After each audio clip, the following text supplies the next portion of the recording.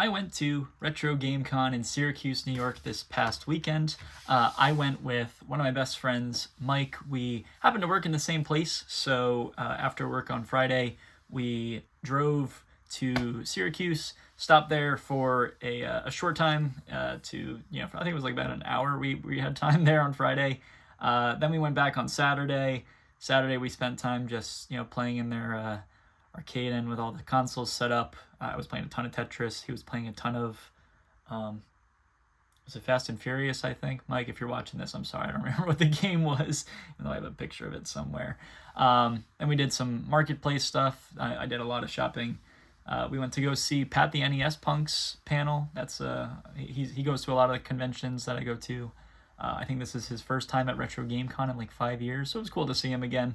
And then, Saturday we just continued shopping. And then Sunday we went back for a little bit, saw a panel, and then went home and stopped at a game store called Sound Go Round on the way back. And we'll talk about them as we go along. But what I'm going to do in this video is just show off all the stuff that I got, not just games, all the trinkets, if you will. Not really trinkets, but stuff that I got. So let's get right into it. So first thing I got, or not first thing I'm going to show is I got a ton of socks. So I got a pair of Beavis and Butthead socks. If you know me, I love Beavis and Butthead. Great Cornholio was like a huge part of me in high school. Not the only pair of Beavis and Butthead socks, though. I also got a pair of just straight Beavis socks. I look a lot like him, except I got a hat on right now because my hair is a mess. But these things happen. And what would a convention be without some Shrek gear? So some Shrek socks to go along with that. So I always get socks from the same vendor. He goes to Too Many Games and he goes to Retro Game Con, and I get socks from him every single time. So I don't know your name, but in the unlikely event that you ever see this, thank you for always having the coolest socks. I'm gonna continue to get socks every convention. So there's that. A couple of Pokemon things that I got. I got a acrylic Pokemon logo. Somebody had these 3D printed and they were not nearly as pretty, and these are made of acrylic and they are in it's way higher quality than anything 3D printing can do. It's like rock solid. I could put this up anywhere. I think I had it up somewhere in my room somewhere. I gotta put it back, but I really like this because this is really freaking cool. I also got some prints after a Too Many Games not this past Too Many Games, the Too Many Games before that. I was like, I bought so much art and I have no place to put it, so I said no more art. And then I saw these, and these were relatively cheap, so I went with it. First one's not necessarily Pokemon. It's a DMG Game Boy with some DMG customized Switch Joy-Cons, which are pretty cool. I just realized that there's no actual Joy-Cons. I see them, they're just hard to see because they're black. But yeah, there you go, there's one print. Another one I got was I believe that's a Orange Pocket, which is pretty cool. I don't think that's an original. Oh, actually, it looks like it might be. Famitsu 1997. I did not know that. A translucent orange Game Boy Pocket with some Pokemon cards in the back and the Pokemon TCG Game Boy Color game. Also, another one with Pokemon, just a Game Boy Color Lite. I'm not familiar with Game Boy Color Lite. Can you tell I didn't even look at these before I bought them? I just saw Pokemon cards. I'm like, ooh, gotta buy. And red, blue, yellow, of course. So those are cool prints. I think I got them for like 3 for $12. So they're pretty nice. They're not super big. I could put them in an office somewhere someday. I don't know. Another Pokemon thing I got was this. This is really weird. So it's a Pikachu like put together thing. Like if anybody has ever built anything before, like it'll come with the little pieces. I wish I knew how to explain it because I never put anything like this together. But it's kind of weird because I've never seen this before. I believe it's from like the 90s or early 2000s, but it was definitely made in China. Assemble and Play Puramon. So I don't know if that's what Pokemon is known as in China. I don't think so. But yeah, it was just a really weird thing to get. Made in China on the back. Just very obscure to find something like this. I don't know. I thought it was really weird. And it was like $10. It's brand new. So I don't think I'll ever put it together, but it is a weird little piece of I don't know, like Pokemon weird merch from a long time ago. So that's pretty cool, kind of bizarre, but it's cool. It's cool. We buy things that are cool. The next one is really, really neat in my opinion. I did not know this was a thing, but I saw it and I was like, whoa, that's crazy. And it is a Pokemon The Best of the Anime Music from 1997 to 2023. It was released in Japan.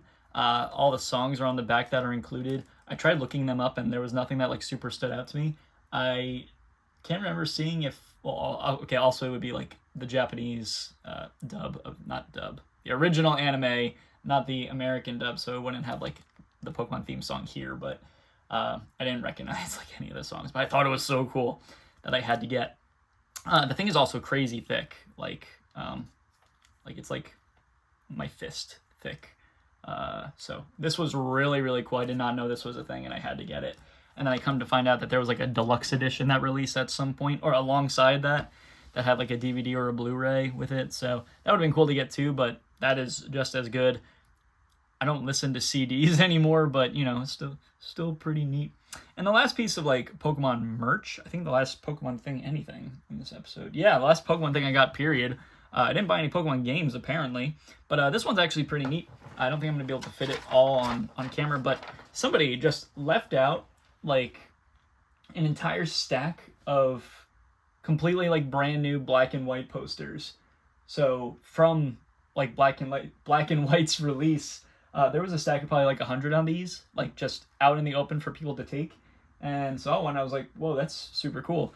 I'm guessing that if I'd never played Black and White, I probably would not have gone out of my way to get this. But of course, if you've seen some videos in the past, I just played through Gen 5 and decided, well, I mean, it was free, so I would have picked it up anyway. But it is cool, you know, getting a release type of thing for that. I'm like, wow, I actually know these Pokemon as opposed to just picking it up because it's Pokemon. So that's pretty cool. Very weird thing to find out because, you know, they probably could have sold them for like, I don't know, $5 each and people would have bought them. But, you know, it's still pretty cool. So now let's get into some actual games. We'll go backwards in time a little bit. I think for the most part we go backwards in time, but you know, we'll go as we go. First thing is a special edition on the Switch, Rune Factory 3 Special, the Golden Memories edition.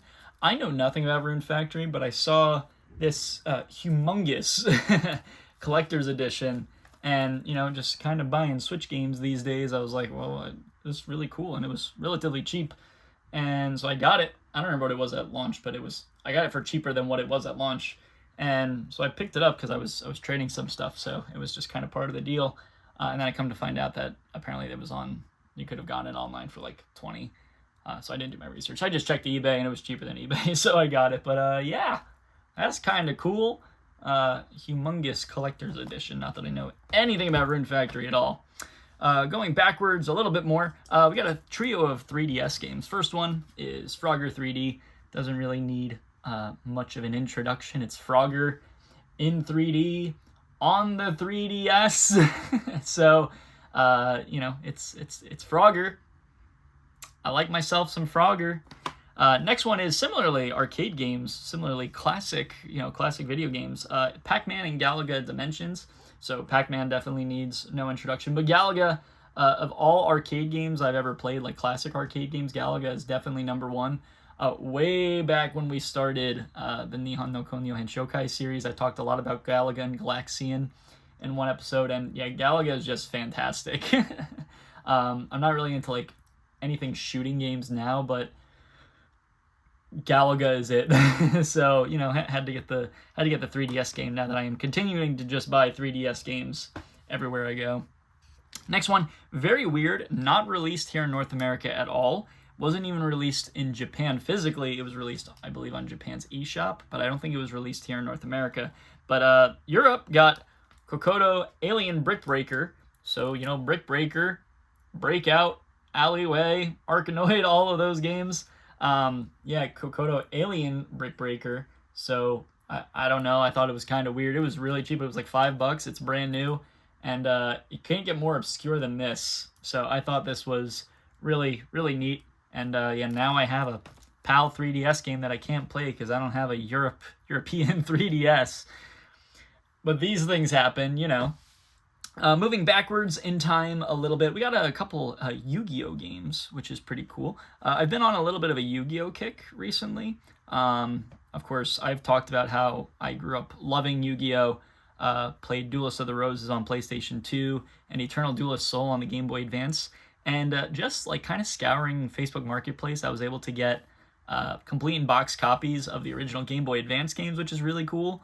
Of course, all Yu-Gi-Oh! Games came with promo cards, so kind of getting these complete in-box copies of games for a system that I would never collect complete in-box games for, like Game Boy Advance games, not nearly as easy to find complete in-box copies of because people just threw the boxes out, myself included growing up. So getting complete in-box copies and then knowing how to get the promo cards on like TCG Player instead of like on eBay where they're going to be a lot more expensive. So kind of piecing all that together has been really cool. Maybe we talk more about some Yu-Gi-Oh! Games in the nearish future. But I got 4 Yu-Gi-Oh! DS games at Retro Game Con. The first one is a Yu-Gi-Oh! GX Spiritcaller. So of all the 4 games that I'm about to show, all the 4 DS games I'm about to show, they all came with promo cards. They didn't come with promo cards at the convention. They were originally released with promo cards. And after buying them, when I got back to the hotel that night, I decided to go on TCG Player and buy the promo cards. So they are not technically complete just yet, but they will be complete in the nearest future. Normally I would wait to show them, but you know, we got to make a Retro Game Con video. We need it for the content, right? So Yu-Gi-Oh! GX Spiritcaller. GX, the GX anime arc is a little after my time. I kind of started to get out of Yu-Gi-Oh! By that time, so I don't really remember. I remember like Jade and Yuki, but like that's as far as I can remember that the GX characters. So I played the game during that time. I had cards from that time, but I didn't watch the anime at that time. So the DS games were a little out of that in terms of me watching the anime growing up, but you know, I still knew Yu-Gi-Oh! Back then. The other one is Yu-Gi-Oh! World Championships 2007. So there was a line of Yu-Gi-Oh! World Championship games starting on the Game Boy Advance in 2004 and ending on the DS in 2011. Maybe we talk about that in the near future too. I've shown the 2004 World Champs game in a video a long time ago. It was probably like in May in review or something. But here's the 2007 one. And naturally, what comes after the 2007 World Championships is World Championships 2008. So I was able to get both. And one more, what comes after 2007 and 2008 World Championships is World Championships 2009 Stardust Accelerator. So those 3 were all in like the GX era. This one was the first of the 5Ds era, which is just the arc after Yu-Gi-Oh! GX, and I never even came relatively close to watching the 5Ds anime. Like GX might have been on, and I just kind of didn't watch it, but 5Ds, I was completely out of Yu-Gi-Oh! By then. I did end up coming back to Yu-Gi-Oh! At some point in like middle school. I had like a little bit of a renaissance, and bought some cards, but didn't watch the anime then. It was just like, oh, I remember playing Yu-Gi-Oh! When I was a kid. I want to play Yu-Gi-Oh! Again, so I did.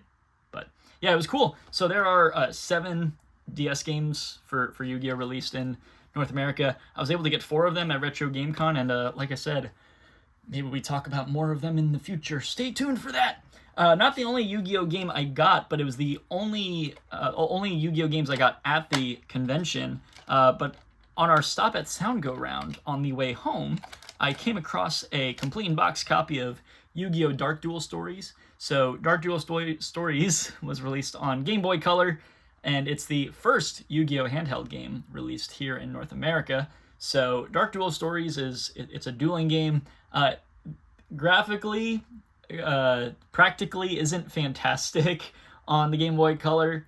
Game Boy Advance was a lot better. Of course, I'm comfortable with that. I remember how to, I was very comfortable with the GBA games, but Game Boy Color I probably would not be able to go back to today. But it's very interesting because there were 2 printings of Dark Duel Stories. This specific copy is a first print copy. First print copy came with promos that were the original Dark Magician, the original Blue Eyes, the original Exodia, all in their like classic artwork, and those cards are ridiculously expensive now. I did the math to get them on TCG Player in passable condition, moderately played, lightly played, or near mint. It would cost me upwards of $1,000 to get those 3 promo cards.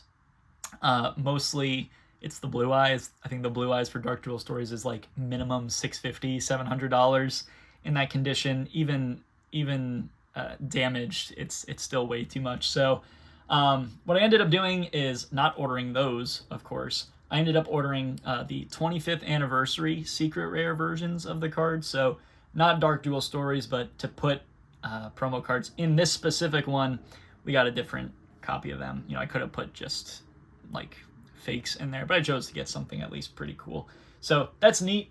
But then there was a second printing that had promo cards that were, I want to say Salamandra, Sayaru, and another one that I can't remember right now, but I might or may not have ordered a second printing of Dark Duel Stories with those promo cards. So maybe we see that in the future, but to get the first copy for a really, really good price, yeah, that was really neat. So I have a few more things I got to show from Sound Go Round, but in general, Sound Go Round is a absolutely fantastic store in New York. It's across the border from Pennsylvania. It's in Binghamton, so it's a little bit of a hike from where I live, and I probably wouldn't go there just on a random day, but if you ever happen to be in the Binghamton area, you absolutely 100% have to stop at Sound Go Round because they've got everything. I gushed about Sound Go Round last year at in this Retro GameCon video a year ago, and every time I go, it is just absolutely fantastic. They have games, they have DVDs, they have VHSs, they have records, they have CDs, they have cassette tapes, they have Funko Pops, they have other figures, they have comics, like everything even relatively close to entertainment they have, and the staff is super cool. I was able to talk to them for a while. They took a trade for me to trade in a bunch of stuff, and to trade for stuff that I got. So strongly recommend going to Sound Go Round if you're ever in that area, or taking a little day trip to go there, because it's 100% worth the trip. So there's my gushing the second time about Sound Go Round. Like I said, I got a few more things to show from Sound Go Round, but Dark Duel Stories was super cool. So thank you to Sound Go Round. The next thing we got, just to finish up this YuGiOh little rush here. So this is just a YuGiOh magazine. So an official magazine. The official magazines, I want to say, would have been done by Shonen Jump for YuGiOh stuff. But I remember having one single YuGiOh magazine. Couldn't tell you what the cover looked like. I don't have that magazine else. It's long gone. If I saw it, maybe I would recognize it. I'd have to go through, to be completely honest with you. But I saw this one. I saw that it was a YuGiOh one, and I'm like, I just asked the guy, I was like, how much is it? He's like, $2. I'm like, all right, you know what?